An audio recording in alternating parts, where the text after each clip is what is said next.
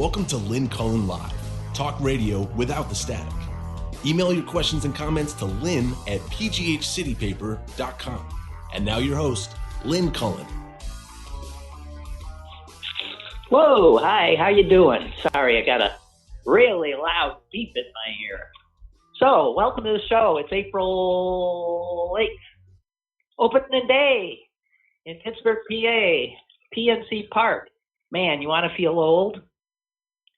PNC Park opened 20 years ago. I was there, the first game. As a matter of fact, my son and I, we did something really special. We got with some friends, we got rooms at the, what's that hotel? Above the Byam Theater. We got rooms and spent the night there, and then went over to the park the next day. I still have a great picture of all of us with the park in the background before we crossed the bridge. That was 20 years ago. My God. Okay, I feel old. But speaking of the Pirates, man, I got to tell you, I used to be a season ticket holder. Those days seem long gone. I used to consider it a charity. I mean, it was like a charitable donation I made. So I thought it was important that they stayed here and blah, blah, blah. But ultimately, I couldn't do it anymore.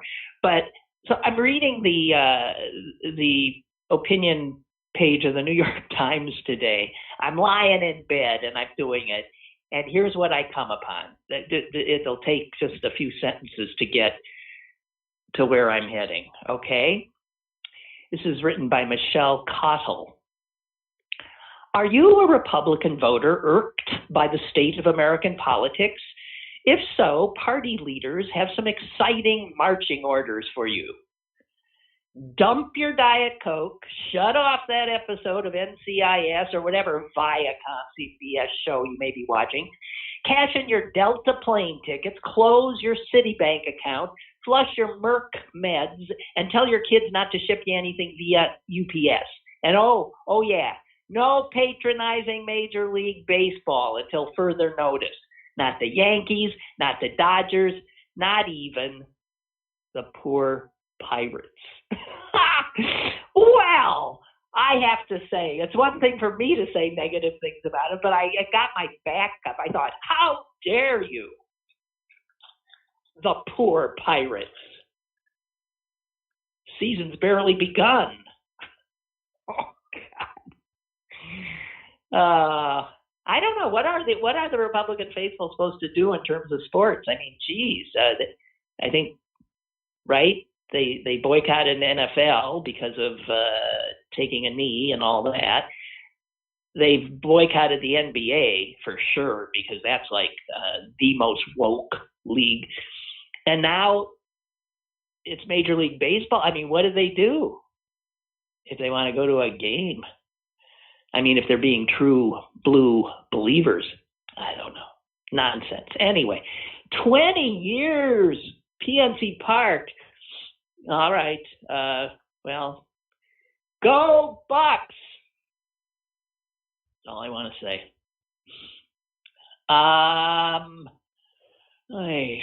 Let's see. Well, I'm sorry. I didn't mean to moan in your ear. Little more stuff of I never even remember Yahoo Answers. Do you? Yahoo Answers. It was, I guess, like Google. Started up in 2005, and it's closing down now, I guess, because it's apparently derided and has been for years, and it's really lousy. But Yahoo Answers says here in the business section that it was a site that was seen by some as a safe place to ask embarrassing questions. And then they actually compile some of the questions. There's apparently a podcast that has existed for a long time that just does nothing but look up some of the stupid questions on Yahoo Answers. And I guess when it closes down, on May 4th, it's going to delete all its archives. So all these great old stupid questions are going to disappear. I always think of anything that was on the internet as being, forever. And I guess this won't be. I don't know. Anyway, here's a few of the questions. How do I get a haircut similar to Joseph Stalin without showing the girl who cuts my hair a picture of Joseph Stalin? Okay, moving on. How do people on Jeopardy know the answers? Okay. Why is everything at my grandma's house moist? And having said moist, I remember somewhere reading that it was the word that most people said they found like cringifying. Just the sound of it made them like creep out. Moist. I'm sorry if that's, you're one of those people and I'm just torturing you now. Okay. Let's see if we get any more questions here. I kissed a guy a year ago. Is his spit still in my mouth? I said that very Green Bay-like. Is my spit still in his mouth? My mouth? Okay. And finally, and then I'll stop. Did dragons live before, during, or after dinosaurs? Okay. I think in some respects you couldn't be sure. I think once people started, looking for these stupid questions, you couldn't be sure that some person wasn't just planting them there to have fun. Now, let's think of a really stupid thing it could be. But anyway, it's all gone May 4th. Just a warning in case you're. Speaking of warnings, geez, this highly contagious variant.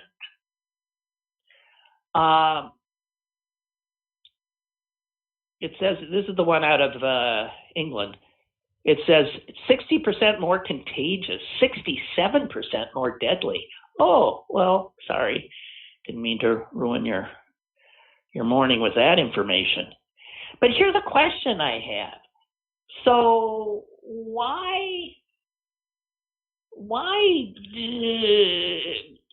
if this thing is even more vicious than the original China virus, I was trying to say it like he always said it, the China virus, then how come we never hear people talking about the English or the Brit virus? Because this is worse. And you don't see it. Why aren't English people being accosted on the streets? I'm just asking. First of all, because they're white folks mostly. And white folks, they get a pass. They get a pass. I'm telling you. Okay. And perhaps even more troubling is the emergence of the even more virulent Brazilian. Could you identify a Brazilian if you saw one?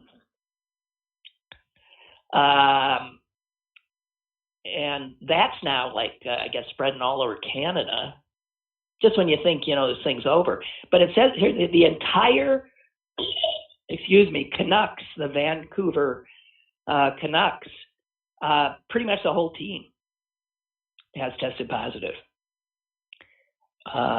21 players, 4 staff members, and you got to figure that will continue to grow. I'm trying not to put negative things in the show today. So, Kurt says he's got a chart here. I'm bad at chart reading, so I'm not going to even look at all this. I know Kurt's probably much better at it. He says, if I've counted right, looking at this chart, 11 of the 12 states with the highest infection rates in the country, namely cases per capita, right, 11 of the 12 states have Republican governors. Oh, tell me why I'm not shocked. And 10 of the 12 states with the lowest infection rates,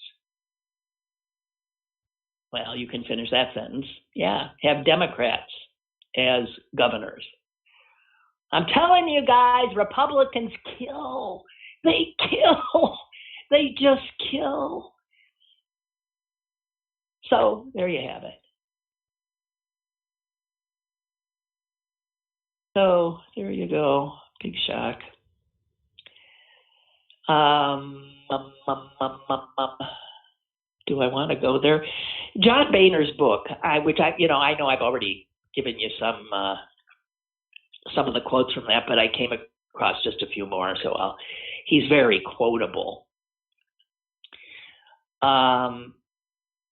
He flat out, you probably already know this, he flat out blames Trump for inciting the January 6th bloody insurrection, which is what he called it.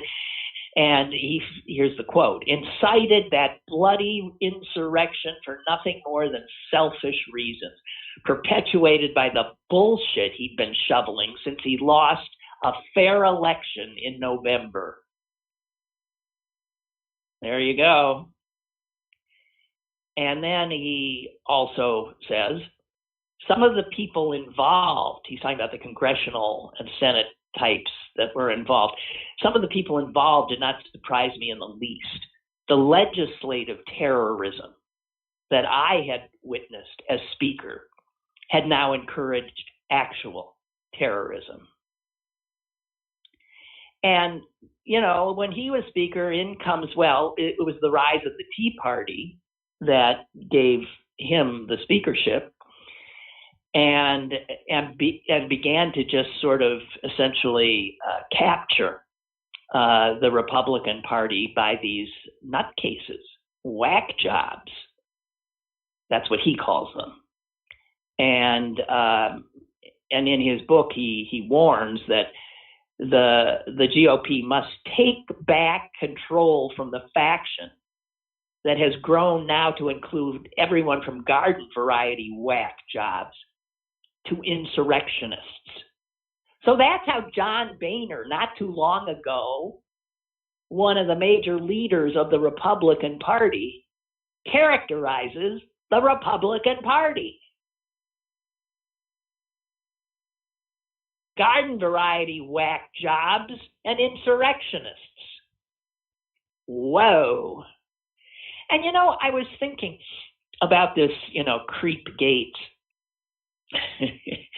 asking for a blanket pardon for all of, I just beyond belief. Anyway, people like him, and people like, you can name a whole bunch of them, and they're mostly Republican, but I would bet there's some Democrats that would fit into this mold too. Not as many, nowhere near as many. They are not at all. They ran for office not to get anything done. They ran to become celebrities. They ran to become famous, to get on TV shows, to become a brand, and then to be able to use that to make lots of money. There's a whole bunch of people now who call themselves congresspersons who were drawn to the profession for no other reason than their own personal aggrandizement. And I say, without a doubt, more Republicans, because Democrats, by definition, believe in government and, want to do the job that is a legislative job. Making laws, addressing problems, dealing with policy. And the Republicans now, they've got no policy. They just stand in this obstreperous defiance of anything that anybody wants to do. They are there only to lower taxes on the rich and to get rich themselves. That's it. And to stay in power. That's it. Yeah. Chuck says if the 20th anniversary of PNC Park makes you feel old, it's been 42 years since the last time they made an appearance in the World Series. Yeah, I know. That can't be the longest run, though, right? There's other teams who have a longer. I mean, it's not like the Pirates haven't been there. Also, on this 20th anniversary of PNC Park, how can you not, for a moment, turn your thoughts to Sophie Masloff? God bless her. People laughed at her when she suggested a new ballpark for the Pirates. Absolutely. Oh, gosh, she was just ridiculed. And now, home plate sits nearly exactly where she predicted it would. Sophie. When I saw her, she'd always say to me, "How's Max?" Meaning Sam. She always called him Max. "How's Max?"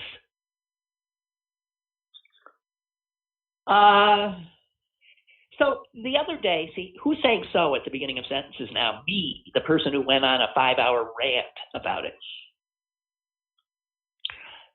It's hard not to. It really is.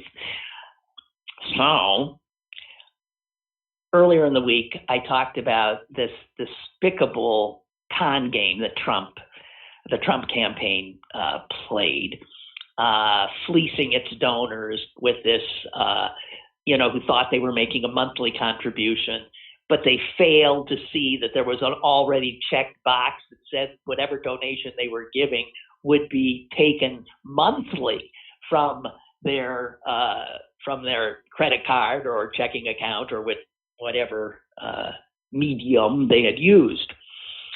And the Trump campaign ended up having to refund over, what was it, $112 million, I think it was, $122 million from pissed off Trump supporters who ended up seeing their bank accounts depleted, their credit limits overcome.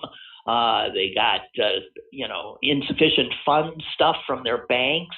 And then when we talked about that, the reality, as I said, is that Republicans were still using. They didn't back away from it. They're still using it. And today's New York Times has a story about if you go to the website for the Republican Congressional Committee, that's the Republican Party group that's raising money for the congressional races, right?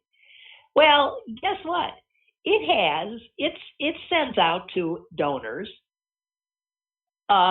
saying, we need money, we need money, we need money, we need your money, give right here. And they've got that pre-checked box already. It's already checked for a monthly donation. And it literally says next to the box on the National Republican Congressional Committee's site, if you uncheck, in capital letters, this box, we will have to tell Trump you're a defector. Now, that I assume is their idea of a joke.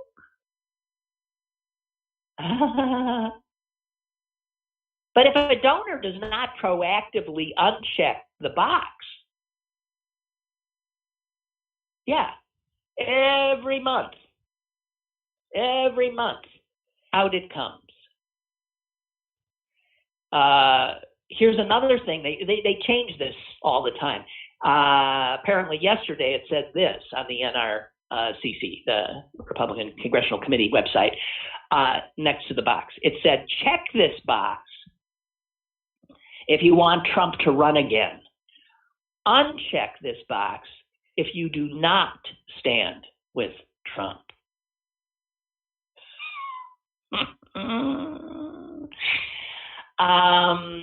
But here's a truth I want to throw in here. If you've ever given to a Democratic candidate to act blue, I have, and I won't ever do it again because it ended up costing me more. I ended up having to give to act blue, and I thought, well, why wouldn't I just give directly to a specific campaign? Anyway, it says here in this article that Act Blue, which Democratic candidates often use, and some, Democratic groups, also allows, although not everybody uses it, but they do allow this pre-check recurring donation box. And in fact, the Democratic Congressional Campaign Committee has such a pre-checked box. And it's a business now. It's like certain practices yield bigger gains.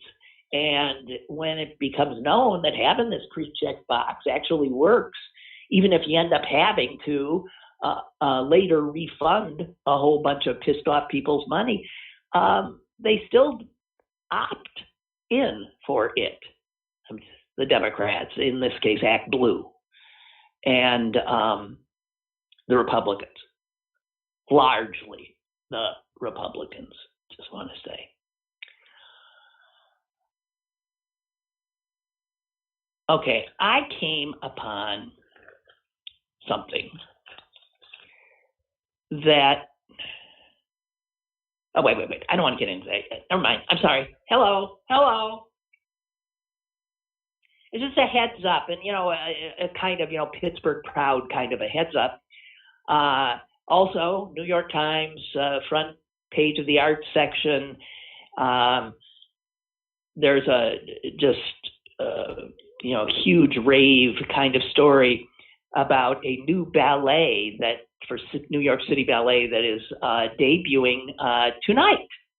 And it'll be on YouTube and on the City Ballet's website. And it is the newest work of the great choreographer, Kyle Abraham. And said it's inspired by his childhood obsession with the Prince film, Under the Cherry Moon. And it quotes him as saying, "I used to ask my mom to rent it every time we went to the video store." The video store he went to was here in Pittsburgh because Kyle Abraham was born and raised and a proud son of Pittsburgh. And I think he's got one of those genius grants. I think he's a recipient of it. And he started performing with I think, what's that called? The Civic Light? No, something like that. And he went to Kappa. Boy, Kappa's got some, impressive graduates, do it not. So Kyle Abraham, just wanted to say, and if you're a fan, his new ballet premieres tonight. He's incredibly in demand. They commission him to do these things. He goes to London next week to start working with the Royal Ballet on a new piece. So he is really the rave in choreographic circles, and just pointing that out if you like bragging about Pittsburghers. Okay. And then one more thing, and then I want to get to the piece I really want to talk about today. Obit of the day. Lois Kirschenbaum. What's amazing is that this is a woman who her entire working life was a switchboard operator. How the hell do you end up getting a big New York Times obituary when you spent your life as a switchboard operator? Eh? I'm asking. Well, now I'll give you a little hint. She died at the age of 88. And 13 years ago, on her 75th birthday, Lois was the honoree at a party that was put together by some of the most renowned opera singers in our country, certainly, and this would be internationally too. So Marilyn Horne, Renee Fleming, James Levine, the then musical director, all of them were there and performed for her, the switchboard operator, on her 75th birthday. They took, it was a huge event. Levine gave her a ring and an autographed operatic score of La Boheme.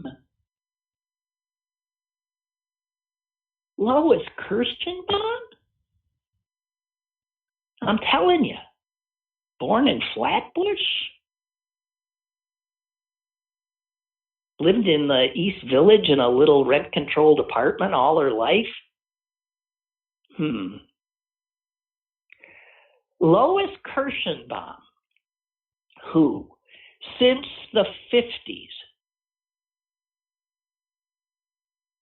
was at every opera performance at Lincoln Center. Well, that was even before Lincoln Center. Even before the Metropolitan Opera was at Lincoln Center. And then when I went to Lincoln Center, you could be sure Lois Kirschenbaum, legally blind. She wore these thick glasses.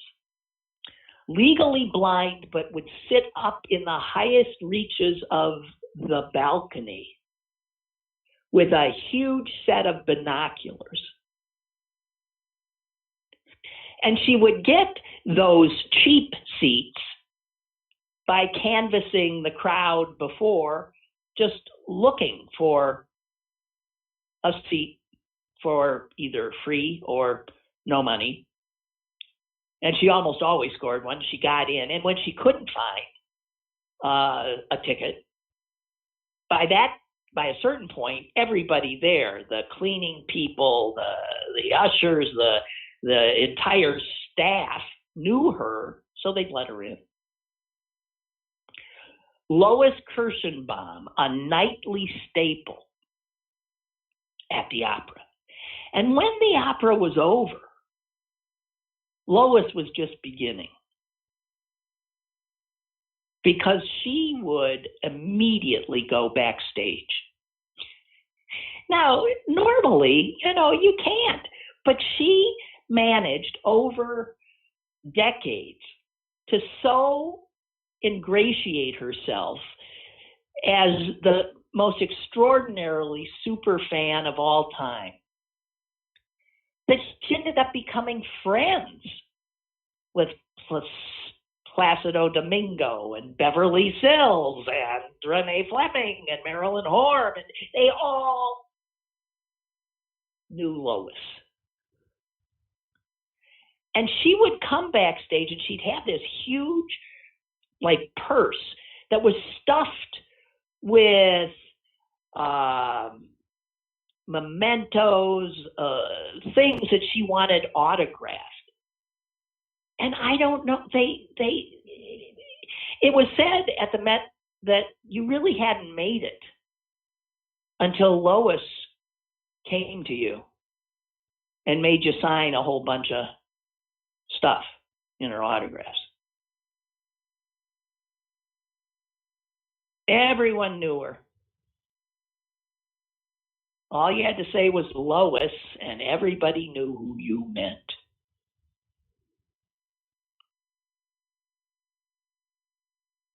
In 1980, they held a raffle, the Metropolitan Opera, to give a seat for Beverly Sills' farewell performance at City Opera. Oh man, did she want that? But it was a raffle. So did a million other people. She put her name in. She won. Lois got the seat. And she said, Beverly saw me after the concert and said, Lois, we fixed it.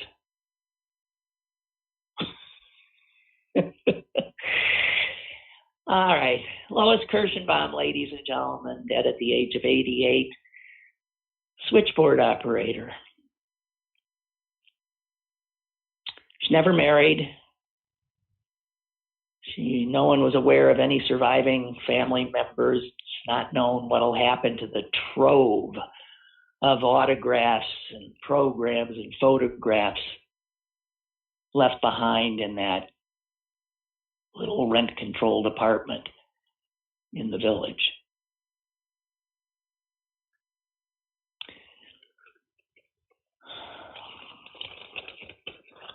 So,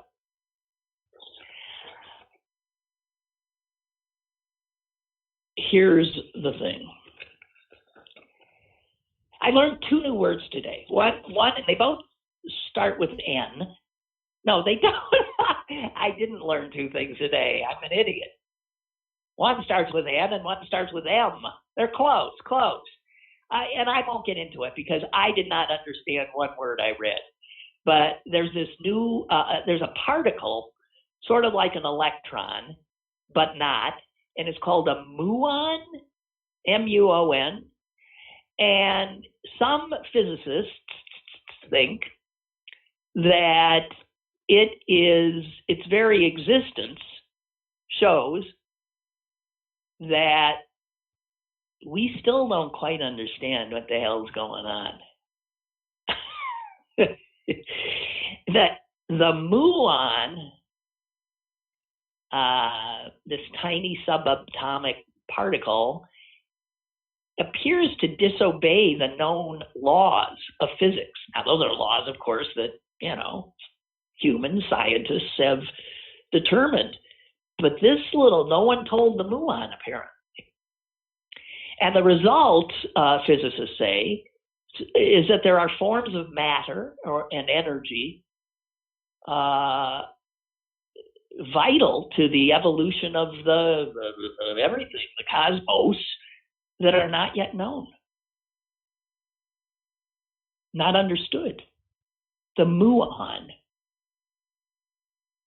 So anyway, guys, don't ask me because I'm not getting into it. But it's a front page story. It made my head hurt. I never took physics.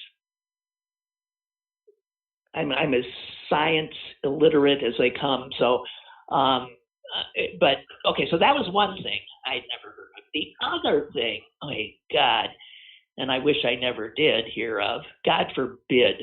God forbid. This is also from the New York Times. Have you ever heard the term neo-pronoun? Me either. But now I have, and I can't unforget it. Now, guys, I'm often slow to come to the politically correct position that we're all supposed to have now in this strange new world. And I've been pretty much, sometimes a laggard, it's true, but generally come around at some point. I'm digging in my heels into this. I'm telling you right now, digging in. Neo-pronouns, it's a thing. It's a thing. The whole pronoun thing, what are your pronouns? I mean, and a lot of people, you get emails from people, and at the bottom it has their name and it says preferred pronouns, he, his, or they, them, which I still have to admit, I don't have a positive reaction to. I yearn for the good old days. I mean, it's just sort of like, oh, right already. Geez, how am I supposed to keep track of all this?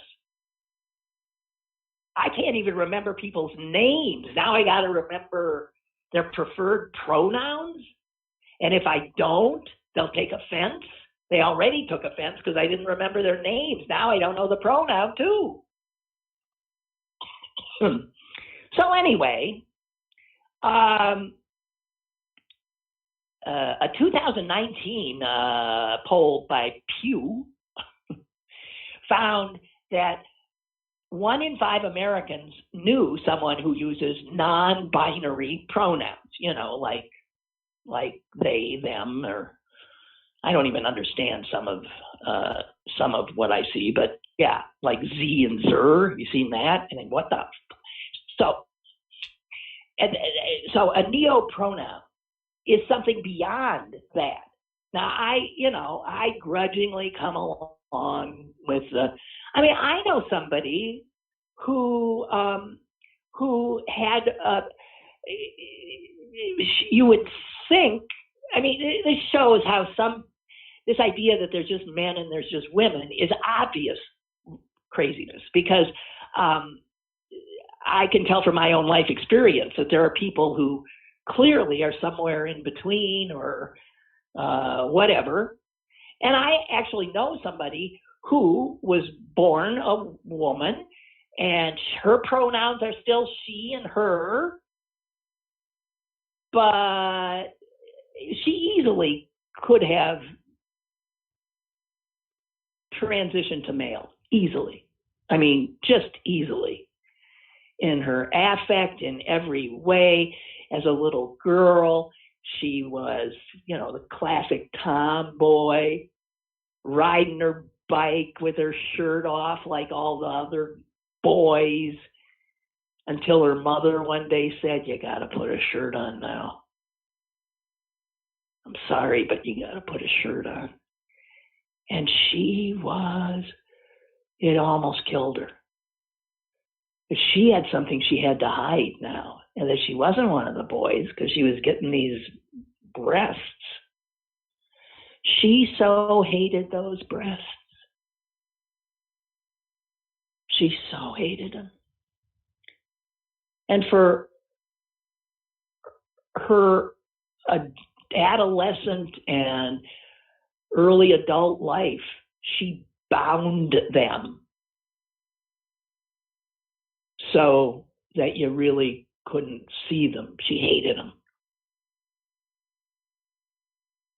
And, by the way, I just want to say, this is one of the most wonderful human beings I know. Smart, hardworking, kind. And then she took a big step last year. She had her, what's called top surgery. She had those damn things taken off. She is now so happy with her body, a body that she found. She is so happy. But I'm saying she took her breasts off, and I said to her, "Does this mean that now you're not a she?" And she said, "Not really. I don't care." And I thought, that's what I love you. I love you. I love you. So I'm not getting into all that. I'm who I am. He, she, they, them. Who gives a shit? Okay, I'm just saying that there are people who come in all sizes. Anyway, now we find out there's this thing called neo-pronouns. And I'm just going to read you from the article that's trying to describe what they are to me. And I couldn't even believe what they were saying. I thought, no. A neo-pronoun is a word that is created to serve as a pronoun without, giving any idea of gender. Okay, so somebody can have a pronoun that says, I remain a mystery. You don't know what I am. But there already are these things. That's what that Z is, Z-E or Z-I-R. I don't even know how to pronounce them. Z-zer? Is that what that is? Okay. So some people in their pronouns will say, I'm Z and Zer, which is, fuck you, whoever I am, it's none of your business. I guess that's what it means. But here we get to neopronouns. Here's another step further. A neopronoun, which can also be called a noun self pronoun, takes an existing word and then makes it into a pronoun. So you can't believe this. So your pronouns could be kitten. No, instead of her, you're doing kitten. My preferred pronouns are kitten and kitten self, or bun and bun self, or vamp and vamp self.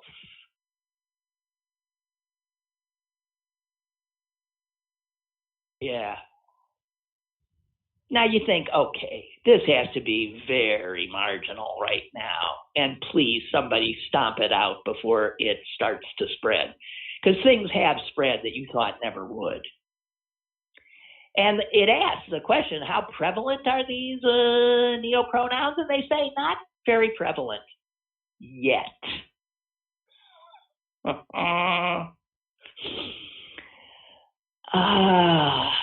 And then in other parts of the article, there is such, I mean, guys, I can't.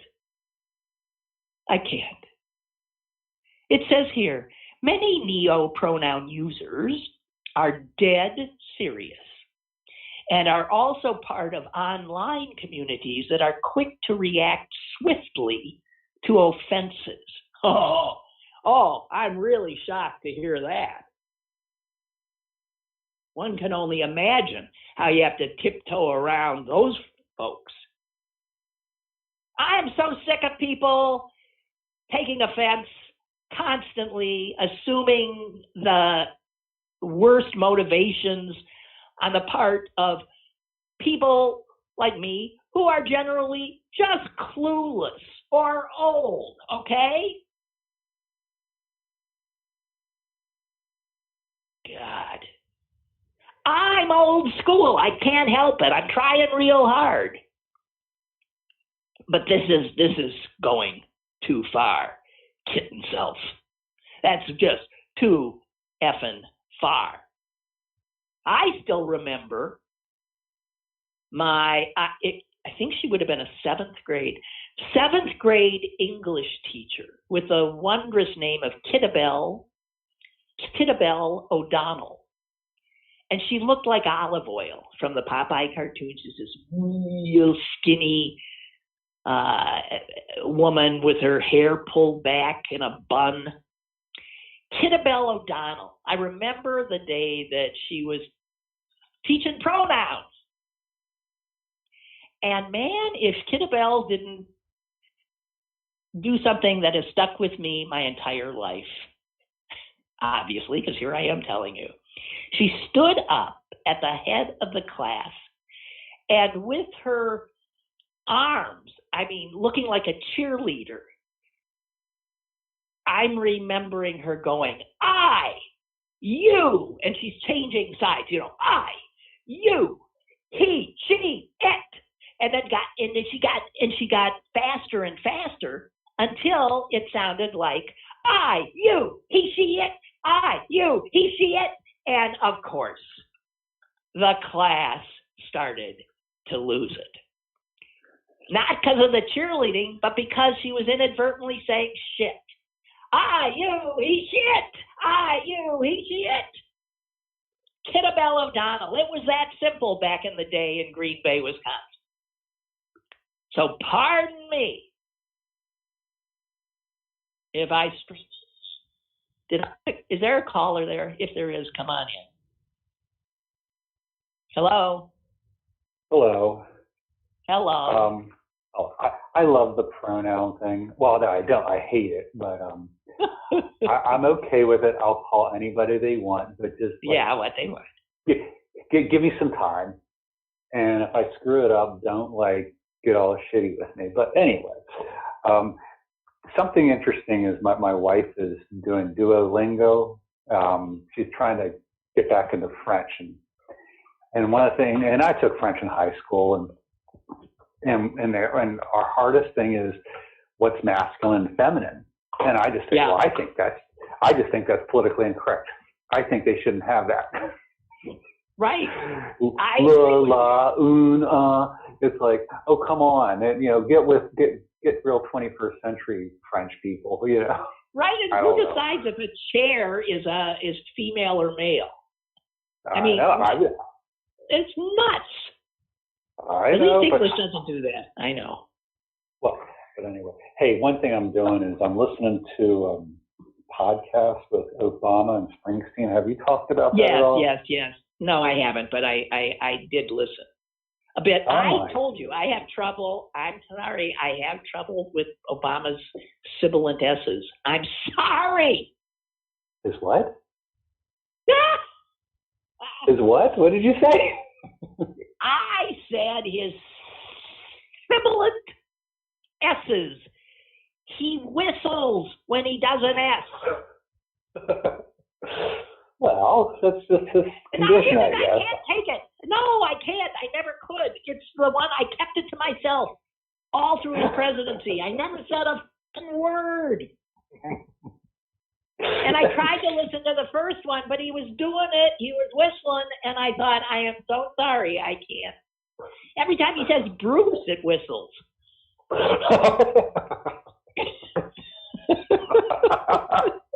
I didn't pick up on that. Oh, I'm sorry. Well, you know what? Maybe because it's not constant. It is not a constant. But it to me is chalk on a blackboard. I can't do it. Well, because I just think, like, especially Springsteen, what they're saying, I guess I really identify with it, because even though, like, I guess Springsteen was probably a decade before me, because I became a teenager in the 70s. But I experienced a lot of that stuff. Like you said, you grew up in a redneck town, and then you go to school, and you're going to school with integrated. I mean, all this applies to me, Yeah. And dealing with race riots, I mean, we had a lot of problems that,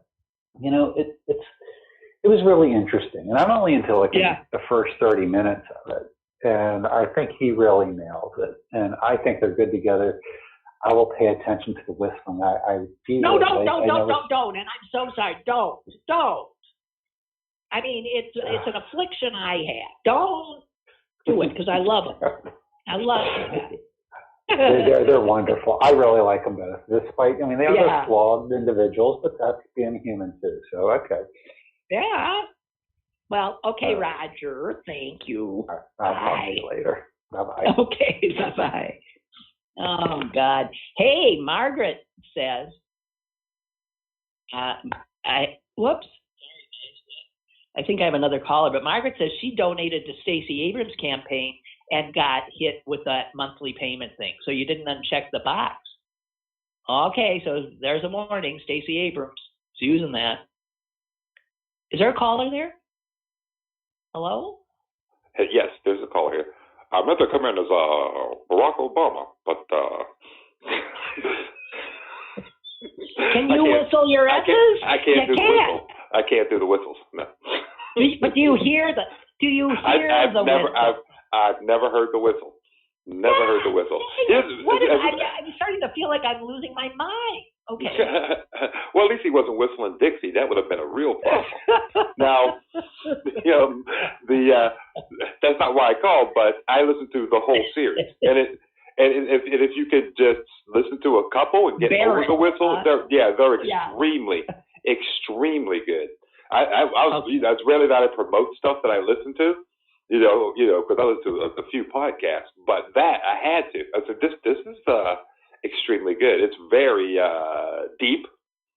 They just talk about politics. They talk about their lives, their lives with their fathers, their lives in their communities. You know what I mean? How it led to who they are and what they did, how they became who they are, what they did, their wives and families. It's great. It's up there. If there's an award for podcasts, they're winning. Well, they probably will. Yeah. Well, there are, and they probably will. So how long is each podcast? Is it an hour? About an hour. About an hour. Yeah. Yeah. Sometimes a little under, sometimes a little over. Yeah. And there's how many? There's geez, there's like 2 months worth, like 8, I think, something like that. Yeah, I think there's 8. Wow. Yeah. Wow. Yeah, and, they throw in music. It's like I said, it's well produced. Everything about it is well done. Yeah. So, but I was calling about. Right. I was calling maybe about. I should just get a transcript. I'm sorry. I was thinking that's good. Maybe you could read relatively fast. Yeah, right. And I could just see where there's an S. They're gonna have little parentheses with whistle, just to get on Lynn's nerves. I heard that Lynn Cullen in Pittsburgh. So we're waiting through the transcripts. As a matter of fact, what's really interesting about it, you could tell Barack Obama's being extremely honest and open, because he doesn't have, when he starts to think, he stalls. That's what that slow talking, he can be so slow. Yeah. But and this he isn't. He's very, Oh, that's great. Yeah, that's great. So he's not editing himself. He's not editing himself. That's the way you can tell he's being honest, extremely honest. But I called that's not why you called. I called to talk about pronouns because I have 6 sisters. I've said this before, and 2. I always say I have 6 sisters and a third are lesbians. I have my 2 lesbian sisters. 2 lesbians, right? Yeah, and one has a lesbian daughter and a now son, trans, what, the lesbian daughter is now a trans? No, there's a lesbian daughter, and then she has a trans son. Yeah, exactly. And then I have a trans great nephew. Who isn't worried about pronouns, but the niece is. she doesn't care. But so going through all of this, I decided that instead of working on people to change the pronoun game, is to work on the kids who are in their 20s. I still call them kids though. So I came up with this little thing. Just because somebody gives offense doesn't mean you have to take it.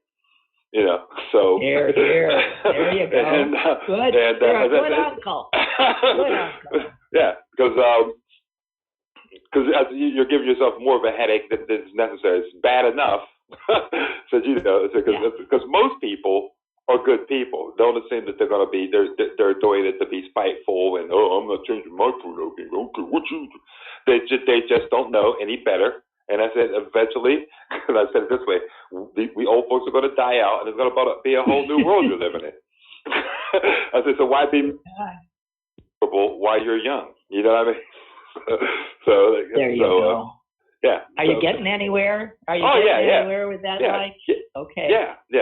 Because I always tell people I'm the cool uncle. I have a brother, but he's not. They know I have good intentions with him because I always did. They're going to say about like the they. When people say they, want to go by they, and I also have a niece who's non-binary, a great niece who's non-binary, and she likes to go by they. Listen, no, wait, non-binary is it means either or, right? Yeah. Married. Well, let me tell you about my. Well, isn't that the same as queer? I can't keep track of this. I have no idea. I have no idea. I have no idea. But she's married, or he. They are married. Okay, thank you. They are married. They're married. To a what? To a male. To a male. Who identifies as a male. As a male, exactly. Yes. And my trans nephew, great nephew, is married to a male, and they were dating when he was a she, since high school, and they got married, and he's cool. The husband's cool because he loves him. Didn't matter what. Yeah. He identified as. So this is what's interesting about the conversation, because I could be saying he, the whole time, but I know if I did, people might think gay, you know, so I have to like jump back and forth before trans and he and she, you know what I mean? So they can see what's going on while I'm telling the story, you know. But with him, I just call him him. He's not my nephew, blah, blah, blah, you know. So, well, God bless him. God bless him for making life a little easier. Yeah, this real quick, the they thing, I can remember, and it still happens, that I'm referred to as a they caricaturist. You know, they are always, they're talking about me, but they say they do this, you know. Why do they, you know, do that when they draw? Why I like what they do. You know what I mean? Yeah. They're talking about me. What? I think they does. We all can use they in that way. So they is not as much of a stretch for me, I think. But man, this neo crapola. That's one of those things where a group of high kids were around like, oh, dude, you know what we should start doing? That's not going to last because it's not. It doesn't flow. You know what I mean? It's not something that people can catch on to easily. You know what I mean? So that's one of those things where a group of people who are ticked off for some reason said, here's what we're going to do, you know, and they put it online and they got a lot of attention. They're like, look at the dude, it's like blowing up, man. We're like trending. Because that's what's going on with that. Yeah, okay. Listen to this 13-year-old who gets quoted in this New York Times article. Mm-hmm. Being neurodivergent. What the I love that. What is neurodivergent? Okay, wait a minute. She's just getting started, or they are just getting started. Being neurodivergent, I tend to perceive how a word makes me feel rather than just seeing the word. Mm-hmm. And this is a person who uses gum as their, I chose my bink bonk pronouns. Those are her pronouns, bink and bonk. Because they remind me of clowns. And clowns and harlequin dolls make me very happy. All right, this is from the neurodivergent 13-year-old. And this on TikTok is from some guy who says this. He goes by Poke Bag.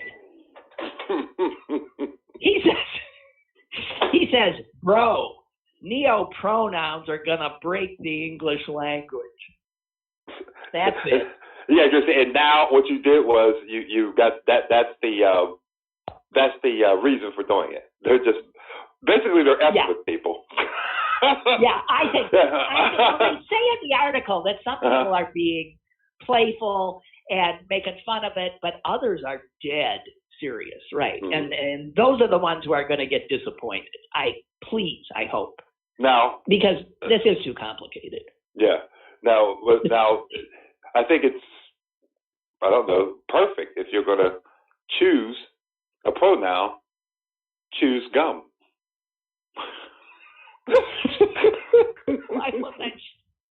Choose gum. I hope you got that. I didn't get it. Chew. You know how you chew gum? Oh, chew. Choose gum. See, that's why you're so ticked off about these pronouns. You're so literal. I see a word. I'm spelling it OOSD. Yeah. Okay. Yeah. It's more fun for me to get you than it is the actual joke. Oh, God almighty.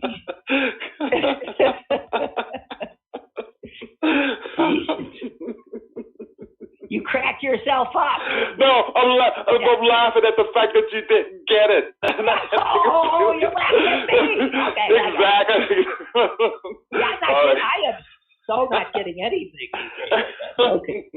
Well, glad to help crack you up. All right, you. I'm going to actually post this little thing on Facebook. Tell them where to start and tag your sister. Right already. Okay, you're out of here. All right. Clarence. Goodbye. Right, bye. Bye. Goodbye. Bye.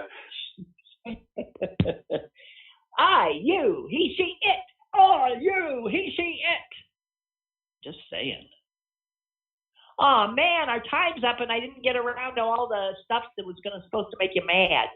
Like how there are now a gazillion more billionaires in the country after the pandemic. People got rich while everybody else was like, just trying not to die or dying. But we escaped because the clock says it's time to go. So thank you guys very much. Tried to stay away from most of the political nitty gritty today because I have to do it for my own mental health. I'm sure you understand. All right, guys. See ya next Monday because I don't do Fridays, right? Have a great, great, great, great long weekend and talk to you Monday. Bye-bye.